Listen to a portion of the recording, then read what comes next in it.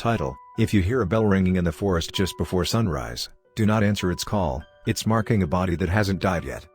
There's a forest near my town that the older folks call Hollow Pine, but you won't find that name on any map. Most people avoid it entirely, or only acknowledge it with a nervous glance from the highway. The trees are tall and crooked, the kind of old-growth forest that seems to twist toward the sky like it's reaching for something it shouldn't. There are no marked trails, no campsites, no picnic benches, nothing that invites you in. Yet somehow, hikers go missing there every few years, and the ones who are found again don't talk much after. My uncle was one of them. He came back without his shoes, covered in dry blood that wasn't his, and spent the rest of his life whispering to himself every time he heard wind rustle through trees. I never planned to go there. But I'm the kind of idiot who follows mystery like a moth to flame, and when I found my uncle's old journal hidden behind a loose board in the attic, I couldn't stop reading it. Most of it was nonsense, pages and pages of repetitive drawings, stick figures surrounded by trees, and symbols I didn't recognize. But near the end, in a different, almost trembling handwriting, he had written, "If you hear the bell, don't follow it. Not even once. It means the ground is opening. It means it wants someone alive." That phrase haunted me more than the drawings. I asked around, friends, teachers, even a local librarian, and finally someone told me that bell ringing was an old folk myth in our area. People claim that if you were in the woods before dawn and heard a bell, it meant someone nearby was marked to die. But not always someone who had died yet. Sometimes, the bell rang early. Sometimes, it chose. Last week, curiosity won. I packed a flashlight, my camera, and a hunting knife. I told myself I'd just skirt the edge of the woods, maybe take a few shots, maybe hear nothing at all. But around 4:37 a.m., right when the sky had that grayish tint before sunrise, I heard it. A single bell. Not a loud church bell or the tinkling of wind chimes, this was something in between. Deep and hollow. Organic. It didn't ring from a tower. It rang from the trees. My flashlight flickered, and then everything went cold. Colder than it should have been. The bell rang again, closer this time, and I swear the trees moved. Not in the breeze, moved, lean, as though something massive was shifting among them. Something that had weight. Then I saw it. A clearing I hadn't noticed before, perfectly circular, with grass flattened in a spiral. And at the center, a small, rusted bell on a crooked post. It looked ancient, weathered by centuries. It shouldn't have been ringing, not in the still air. But it did. And standing next to it was a figure, thin, human-sized, cloaked in what looked like burlap or woven roots. Its face was entirely wrapped in dark cloth, like it had no features, just a bulbous, faceless head. It didn't move toward me.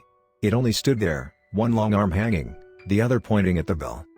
And then, without touching it, the bell rang again. Something in my legs moved on their own. I stepped into the clearing. Just 1 foot. That's all it took. My ears popped, like pressure had changed around me. Everything in the world seemed slower.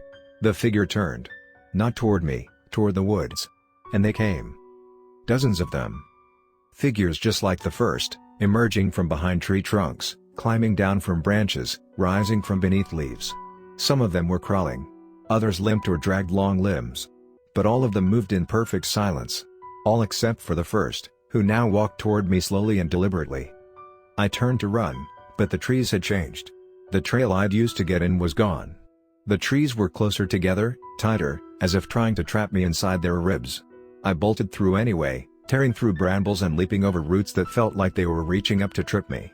The bell kept ringing, closer now, even though I was running away from it. And I wasn't alone anymore. Something was following me. I couldn't see it, never fully turned around. But I heard the branches creak behind me. Heard something wet breathing. Every time I slowed, I heard steps that weren't mine. Every time I looked back, I swore I saw the edge of a cloak vanish behind a tree. The forest wouldn't let me leave. Not easily. But I made it out. I don't know how. I collapsed at the edge of the highway, gasping, sobbing, bleeding from 1,000 scratches. A truck driver found me and took me to the ER. They said I had a fever. Said I must have been hallucinating. But I know what I saw. Because every morning, just before sunrise, I hear a bell ring far off in the distance. And every morning, it gets a little closer. I think I was marked that night. And whatever marked me is patient. Rules to survive the bell of Hollow Pine. 1. Never enter Hollow Pine Forest before dawn. The bell only calls before the light touches the ground. 2. If you hear the bell, do not acknowledge it. Do not stop, do not speak, do not look. 3. Do not follow the sound, even if it sounds like it's behind you. Especially if it sounds like it's behind you. 4. If you find a clearing with a single bell post, leave immediately without stepping inside. 5. If you've ever heard the bell, it remembers you. You're never fully safe again. Even now, days later, I still hear the bell at night. Not always ringing, sometimes it's more like a subtle clinking, like metal barely brushing metal, just enough to twitch a nerve in the back of my neck. Sometimes I'll be brushing my teeth and hear it from the hallway. Sometimes it echoes in the pipes. Once, I swear, it rang from inside the mirror above my sink, so faint that it felt more like a memory than a sound. But I knew. I know. After the incident, I tried to go back to normal. I threw away the coat I wore that night, burned the shoes, bleached everything I touched. I even called in a local priest to bless the house. He barely stepped through the door before his nose started bleeding and he turned white as chalk. He muttered a quiet prayer in a language I didn't recognize, dropped a small pouch of herbs in my hand, and told me never to step foot in the woods again, especially not if I heard the bell. But it's not the woods I'm worried about anymore. It followed me out. The thing that rang the bell, that stood there draped in dead leaves and tattered linen, isn't bound to the forest like I thought. The bell is its anchor, and I answered it. I stepped too close, saw too much, heard it clearly. That's how it gets you. That's how it names you. Last night, I found black ash around my bed, a circle of soot and something that looked like singed feathers. The house stinks of burnt wood, even though nothing's burned. My dog, Leo, refuses to go into the living room anymore. He stands at the edge of the hallway and growls low, backing away if I try to pull him in. I left my phone recording overnight to prove I wasn't going crazy. At 3:14 a.m., there's a sound like a single bell chime, low and slow. Followed by whispering. Dozens of voices. Some speaking backward. Some weeping. One, unmistakably, laughing. This morning, I noticed something new in the backyard. Where the grass used to be, there's a patch of earth blackened and cracked. In the center? A small rusted bell, identical to the one I saw in the woods. I didn't touch it. I didn't even breathe near it. Just stared until I felt that pressure in my ears again, like my own heartbeat was trying to tune to something else. I think it's trying to teach me something. Or warn me. I don't know which is worse, that it's malevolent, or that it's trying to prepare me for something bigger.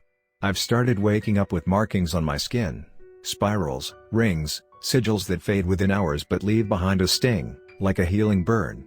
My dreams aren't dreams anymore. They're memories. Someone else's. A woman trapped beneath roots, screaming as bells toll in unison. A child walking backward into a bonfire. A face with no features, whispering my name in a field of ringing metal. I've stopped trying to explain this to people. My friends think I've lost it. My family won't answer my calls. And honestly, they're safer that way. Because if the bell calls again, and I think it will, I don't know if I'll be able to resist. There's something about the sound that claws into your thoughts, that sings beneath your skin. It wants me. It doesn't care if I'm scared.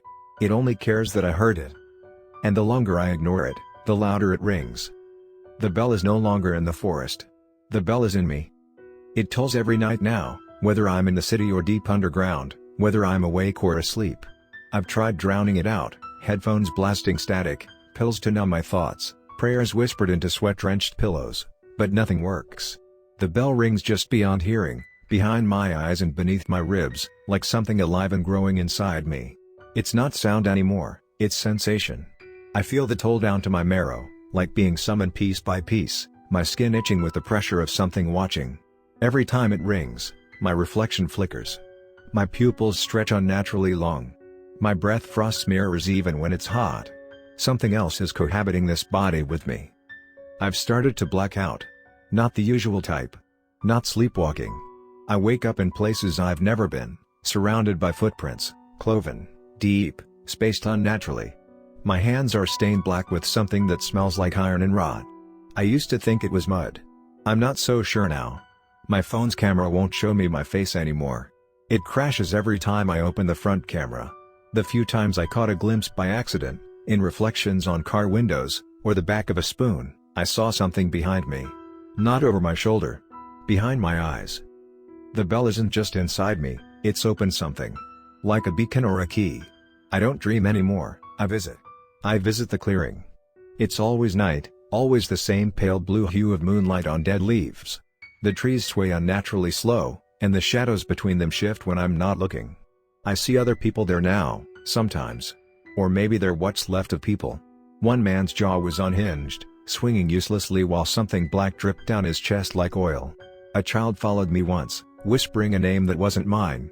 I heard the bell toll in the sky above, and they all turned to me and smiled. And worst of all? I've started to ring it. I don't know when it began, but I can feel the weight of the rope in my hands. My arms ache in the morning, as if I pulled something heavy all night.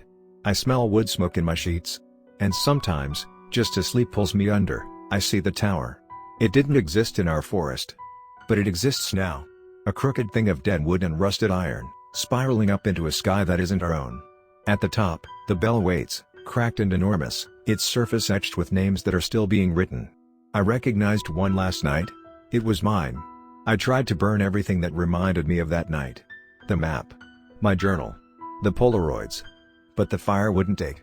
The items smoldered and hissed, but never fully burned. Ash formed in the shape of a ring, and the scent of incense and decay hung in the air for hours. When I tried to bury them, the soil beneath my yard gurgled. I could feel something shifting underneath, as if I'd disturbed a vein of something ancient and patient. I'm not alone anymore. Not ever. I feel it in the corners of every room, just outside my peripheral vision. My friends think I've gone mad. What friends I have left. My family prays for me, but they keep their distance now. Animals won't come near. Cats hiss, dogs whimper and back away, even birds take flight when I step outdoors. One time, I caught a fox staring at me from across the street. It didn't blink. Just stared. When I moved, it opened its mouth, and the bell rang from its throat. Last week, I walked into a grocery store, and the clerk behind the counter dropped dead as I approached. No cause. No symptoms. Just eyes rolled back and mouth wide open as if something had reached in and taken her soul through her scream. And the worst part? No one else reacted. No one saw it happen. I was the only one who noticed. I think I see the world differently now. Or maybe I see more of it. The veil is thinner for me. I can see what's really there behind smiles, behind trees, behind stars. They're gathering again. Whatever I let out, whatever the bell called back, it's preparing for something. I can feel it in the air, in the hum of appliances, in the sudden silences in crowded streets. And the bell inside me tolls louder each night. It doesn't ask permission. It simply tolls. Every time it does, I feel a piece of me fall away like ash. I'm becoming something else. Something hollow and echoing and full of sound. If you ever hear a bell ringing from the woods, even if you're far from any forest, do not listen.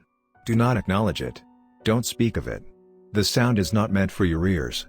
But if you do hear it and you recognize the sound, if it makes your stomach twist in familiarity, then I'm sorry. Because the bell remembers you now. And it's calling you home.